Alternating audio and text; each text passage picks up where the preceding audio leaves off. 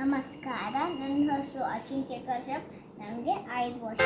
ನಾನು ಸೆಲೆಕ್ಟ್ ಮಾಡಿರೋ ಗಾದೆ ಅತಿ ಆಸೆ ಗತಿಕೇಡು. ನಾನೀಗ ಅತಿ ಆಸೆ ಪಡೋ ಇಲಿ ಕತೆ ಹೇಳ್ತೀನಿ. ಒಂದೂರಲ್ಲಿ 3 ಇಲಿಗಳಿತ್ತು. ಅದರಲ್ಲಿ ಒಂದು ತುಂಟ ಇಲಿ ಇತ್ತು. ಆ ಇಲಿಗೆ ತುಂಬ ಹಸಿವಾಗಿತ್ತು. ಅದಕ್ಕೆ ಎಷ್ಟೊಂದು ಜೋಳ ತುಂಬಿದು ಬುಟ್ಟಿ ಕಾಣಿಸ್ತು. ಅದು ಬುಟ್ಟಿ ಸುತ್ತ ನೋಡ್ತು. ಆ ಬುಟ್ಟಿಲಿ ಒಂದು ಪುಟ್ಟ ತೂತು ಕಾಣಿಸ್ತು. ಆಗ ಇಲ್ಲಿಗೆ ಒಂದು ಉಪಾಯ ಬಂತು.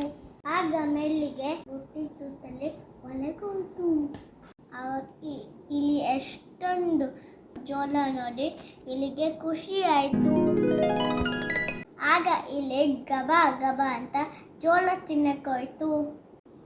ತಿಂದು ಹೊಟ್ಟೆ ದಪ್ಪ ಆಗೋಯ್ತು. ಸರಿ, ಮನೆಗೆ ಹೋಗೋಣ ಅಂತ ಇಲ್ಲಿ ಆಚೆ ಹೋಗೋಕ್ಕೆ ಟ್ರೈ ಮಾಡ್ತು. ಆದರೆ ಹೊಟ್ಟೆ ದಪ್ಪ ಆಗಿದ್ದರಿಂದ ಇಲಿಕ್ಕೆ ತೂತಿಂದ ಆಚೆ ಬರಕ್ ಆಗಿಲ್ಲ. ಇಲ್ಲಿಗೆ ಭಯ ಆಗ್ಬಿಟ್ಟು ಹೊರಗೆ ಶುರು ಮಾಡ್ತು. ಆಗ ಅಲ್ಲಿಗೆ ಒಂದು ಮೊಲ ಬಂತು. ಯಾಕೆ ಇಲಿ ಅಳ್ತಾ ಇದೆಯಾ ಅಂತ ಕೇಳ್ತು. ಇಲ್ಲಿ ಏನಾಯಿತು ಅಂತ ಹೇಳ್ತು. ಓಹೋ, ಹೊಟ್ಟೆ ತುಂಬ ತಿಂದ್ಬಿಟ್ಟಿದ್ಯಾ, ಅದಕ್ಕೆ ಹೊಟ್ಟೆ ಊದ್ಕೊಂಡ್ಬಿಟ್ಟಿದೆ. ನೀನು ಹೊಟ್ಟೆ ಕರ್ಗೋ ತನಕ ಅಲ್ಲೇ ಇರು, ಆಮೇಲೆ ಆಚೆ ಬರ್ಬೋದು.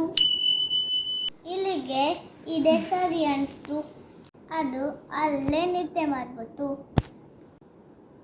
ಬೆಳಗ್ಗೆ ಹೊಟ್ಟೆ ಎಲ್ಲ ಕಾಯ್ದಿತ್ತು. ಆಚೆ ಹೋಗೋಣ ಅನ್ನೋ ಅಷ್ಟರಲ್ಲಿ ಇಲ್ಲಿಗೆ ಮತ್ತೆ ಆಸೆ ಆಯಿತು.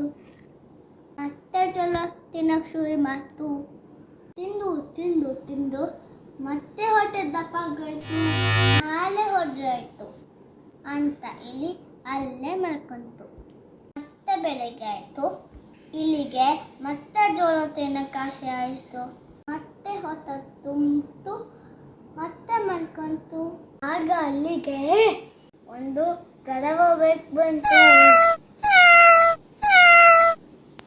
ಬೆಕ್ಕಿಗೆ ಇಲಿ ವಾಸನೆ ಬಂದ್ಬಿಟ್ಟು ಎಲ್ಲಿಗೆ ಬುಟ್ಟಿ ಒಳಗೆ ಹೋಗಿ ಇಲ್ಲಿ ಹಿಡಿದು ತಿಂದ್ಬಿಟ್ಟು. ಅದಕ್ಕೆ ಹೇಳೋದು, ಅತಿ ಆಸೆ ಪಡಬಾರ್ದು. ಅತಿ ಆಸೆ ಪಟ್ಟರೆ